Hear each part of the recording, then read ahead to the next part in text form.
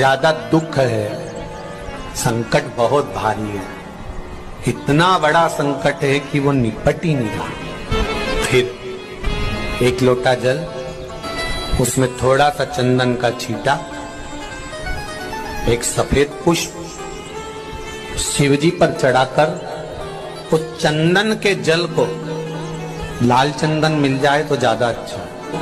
शंकर भगवान पर धीरे धीरे अपने हृदय की कामना कर कर, जैसे हमारे यहाँ झाड़ू की महत्वता कही, जो झाड़ू होती है, बुआरी होती है, ये झाड़ू को अपन झाड़ते हैं, ये महाराज 3 जगह पर नहीं रखना चाहिए। कितनी जगह पे नहीं रखना है? 3 जगह।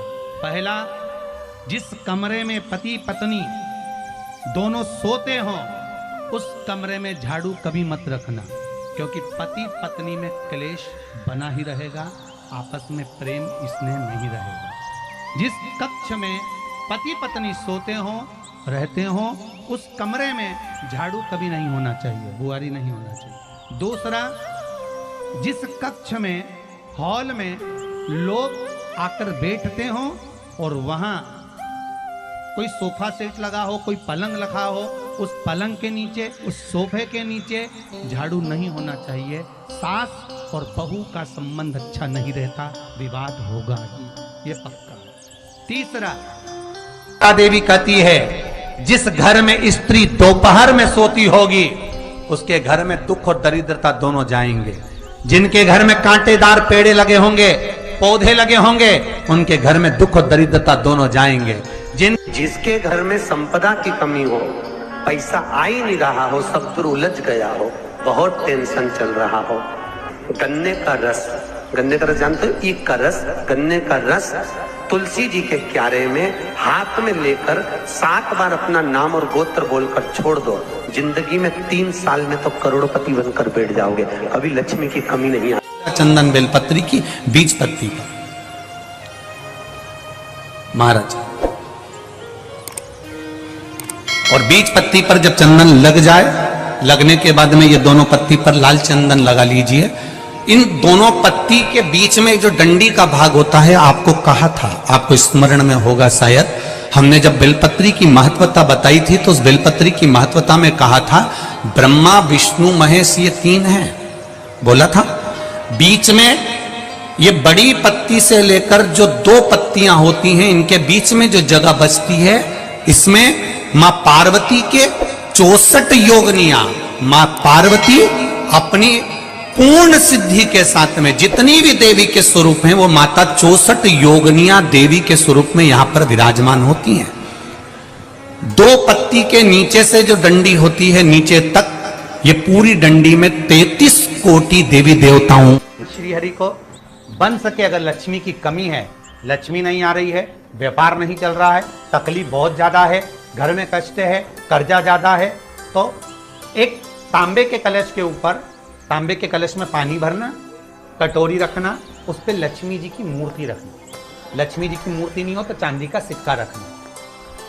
उसके सम्मुख में आप 31 दीपक 31 दीपक घी के लंबी बाती के जला देना। महाराज, अमावस्या, पुरुषोत्तम की अमावस्या, तुलसी की लकड़ी पानी में घुमाकर, लकड़ी नहीं हो तो माला तो होगी ही, जल में भ्रमण कराकर, जल में घुमाकर, तुलसी की लकड़ी को जल में डालकर स्नान जो करता है, मात्र घुमाना है, लकड़ी डालकर नहीं रखना है, घुमाकर अपने पूजन वाले स्थान पर रख लो, या पानी में पहले से घुमा लो, उस पानी को ले जाकर डाल दो।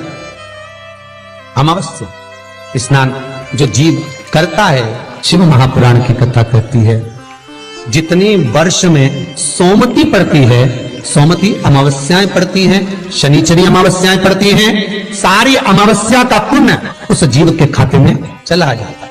तो देवी कहती है जिस घर में स्त्री दोपहर में सोती होगी उसके घर में दुख और दरिद्रता दोनों जाएंगे। जिनके घर में कांटेदार पेड़े लगे होंगे, पौधे लगे होंगे, उनके घर में दुख और दरिद्रता दोनों जाएंगे। जिन शुगर लेवल में आ जाएगी, बीपी लेवल में आ जाएगा, खाओ तो सरी, डॉक्टर कह देगा 50,000 रुपए की जांच करा देगा, 25,000 1 लाख रुपया लगा देगा, और 25-50 हजार रुपए लगाकर 5-5 हजार की दवाई खाएगा ना, तब उसको संतुष्टि में अगर बेलपत्र मिल जाती है ना तो लोग इसका मोल तत्व नहीं समझते। जो पैसे से मिलता है ना तो लोगों को अच्छा लगता है कि मैं दवाई खाऊंगा ना तो फायदा होगा। औषधि सोच है, कीमत नहीं समझती।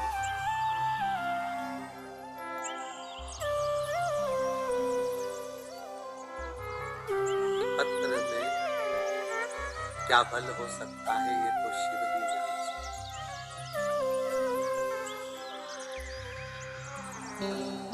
बीपी, थायराइड,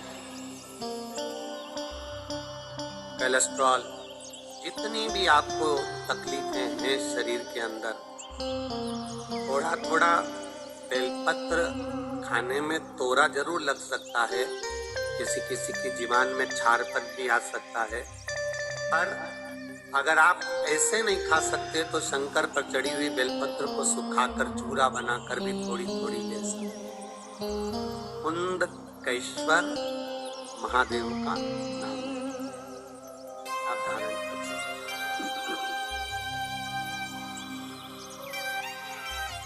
एक बेलपत्र में क्या बल हो सकता है ये तो शिव ही जान सकते।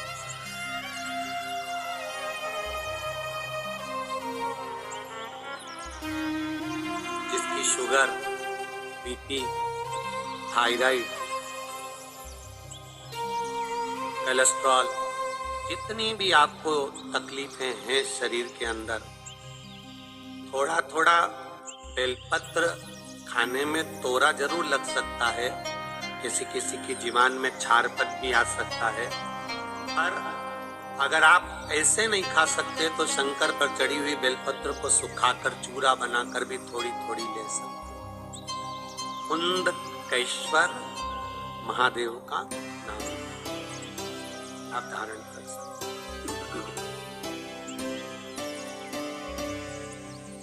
एक आप शिवलिंग पर तेले चढ़ा रहे हैं, उसके बाद जल चढ़ा रहे हैं। दूसरा, जल चढ़ाने के बाद बेलपत्र चढ़ा रहे हैं। ये दो अलग अलग क्रम है शंकर भगवान की पूजन के। आप समझ लीजिएगा जरा, ये प्रसंग कभी नहीं आया, आज आया है तो उसको समझ। पहले बेलपत्र, उसके बाद में जल। जो बहुत ध्यान से सुनना भाई नवेगांव वालों, फिर कहूंगा अगर दिल में कोई बात है और आपकी वो कामना पूरी नहीं हो रही, बहुत प्रयास कर लिया आपने, कामना सिद्ध नहीं हो रही, एक लोटा जल, एक जल का पात्र लीजिए, उस जल के पात्र को लेकर उसमें थोड़ा सा लाल चंदन डालकर बेलपत्री के वृक्ष के नीचे और देवाधिदेव महादेव को चढ़ाना प्रारंभ कर दीजिए। शिव को चढ़ाओ थोड़ा सा। उसके बाद में एक लोटा जल स्वच्छ फिर शिव जी को चढ़ाओ। प्रयास करो बेलपत्री मिले, उस बेलपत्री पर लाल चंदन तीनों पत्तियों पर लगाकर लाल चंदन बेलपत्री के वृक्ष के नीचे समर्पित कर कर, उसी बेलपत्री के वृक्ष के नीचे का बेलपत्र वापिस लेकर श्री शिवाय नमस्तुभ्यं बोलकर आपकी कामना कहकर भगवान शिव पर अघोरेश्वर महादेव का नाम लेकर आप चढ़ाना प्रारंभ करिए। बाबा आपका कार्य 3 महीने के अंदर पूर्ण कर देते हैं। शिवरात्रि के दिन बेर चढ़ाने का बड़ा महत्व है, और शिवरात्रि पर चढ़ा हुआ वो बेर उठाकर ले आइए और उस बेर को उठाकर रख लीजिए। मान लो किसी को उदर से जुड़ी हुई जब तकलीफ रहती है, पेट से जुड़ी हुई तकलीफ रहती है, पेट से जुड़ी हुई कोई भी प्रॉब्लम हो, अगर पेट से जुड़ा हुआ कोई भी रोग आपको लग गया और डॉक्टर की दवाई चल रही है, सारी औषधि चल रही है, जो शिवरात्रि पर आपने बेर चढ़ाया है वो बेर अगर आपके यहाँ रखा हुआ है, वो बेर उस रोग वाले व्यक्ति को खिला दीजिए। आधे घंटे के अंदर पेट का दर्द, पेट की तकलीफ, पेट का कैसा भी रोग होगा एकदम आराम लग जाएगा। उस बेर में इतना दम, इतना प्रबलता आ जाती है शंकर को, जो शिवरात्रि के दिन बेर चढ़ाया जाता है।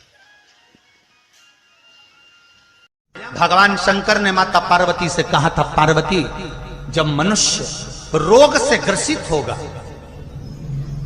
यह मानव का शरीर जब रोगों से घिर जाएगा, तब तेरे फेंके हुए कुंदुक नाम का अगर वो स्मरण करेगा और कुंदकेश्वर का नाम लेकर एक लोटा जल लाल चंदन मिलाकर मेरे शिवलिंग पर समर्पित करेगा तो वो रोग से मुक्त हो जाएगा। ये आपका कोई काम अटक रहा है, कोई काम नहीं हो रहा, बहुत परेशान हो गए, बहुत थक गए उस काम के लिए, सबके हाथ भी जोड़ लिए, सबके पास होकर आ गए और वो काम बढ़ ही नहीं रहा, तो निवेदन करते हैं घी के दिए में काली तिल डालकर सोमवार के दिन शंकर जी के मंदिर के सामने तुम रुका जी का नाम लेकर दिया लगाकर, जिस काम को तुमने दुनिया के आगे कहकर देख लिया, कर देख लिया, नहीं हुआ, उस कार्य को एक बार दिया लगाकर निवेदन कर फिर जाकर देखना, काम आगे बढ़कर ही रहेगा, छूटेगा नहीं। आप में से कितने लोग हैं जो शंकर जी के मंदिर में जाकर चंदन की 3 उंगलियां शिवलिंग पर घुमाते हैं? तो ये 3 उंगली घुमाने का फल क्या है? तो आपको लगेगा भगवान शंकर को त्रिपुंड लगाना है। जब कोई पुरुष, नारी या बच्चा अगर चंदन लेकर गया है, अष्टगंध लेकर गया है, या जल चढ़ाने के बाद चंदन भी नहीं है, अष्टगंध भी नहीं है, लाल चंदन भी नहीं है, और मात्र उंगली से 3 लाइन खींचता है, उसका मतलब त्रिपुंड लगाना नहीं होता। उसका मतलब होता है कि उसने एक पार्थिव शिवलिंग का निर्माण कर पूजन कर ली है।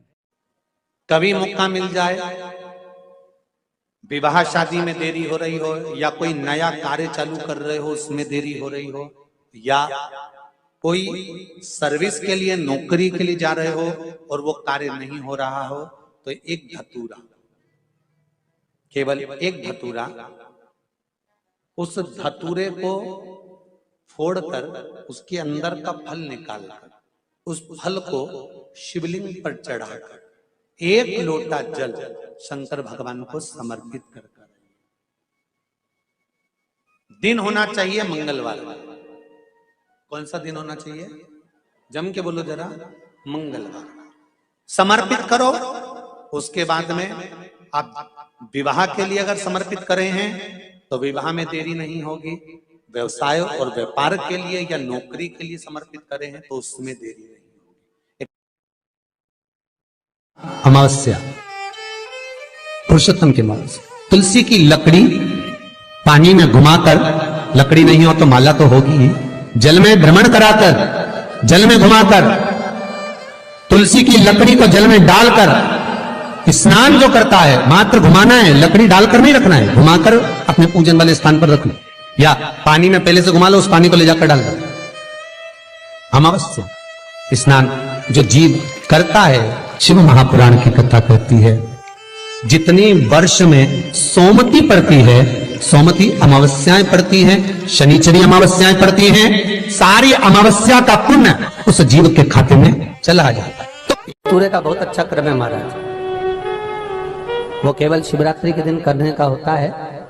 कहते हैं जिसका व्यापार ना चले, व्यवसाय ना चल रहा हो, बहुत ज्यादा कष्ट में जीवन निकल रहा हो और बहुत ही ज्यादा तकलीफ हो रही हो, तो धतूरे को हल्दी में डुबोकर शंकर भगवान को शिवरात्रि के दिन रात को 12 बजे समर्पित करें। उस धतूरे को वापस उठा लाएं 5-10 मिनट के बाद, श्री शिवाय नमस्तुभ्यम बोल कपड़े में उसको बांधकर व्यापार वाली जगह में कहीं पर भी उसको बांध दिया जाए। व्यापार पीछे नहीं हटता, व्यापार अग्रण्य भाव में बढ़ता चले जाता है। महाराज उस धतूरे को केवल परंतु शिवरात्रि के दिन रात को 12 बजे ही किया जाए, हल्दी में डुबोना पड़ता है।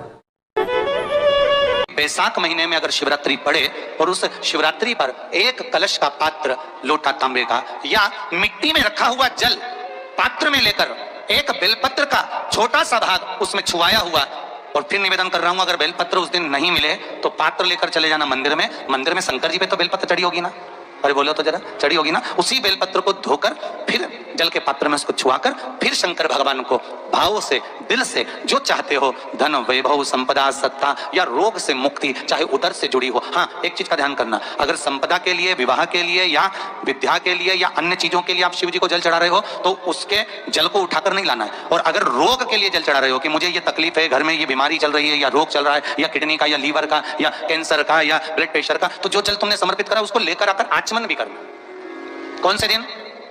जम के बोलो जरा,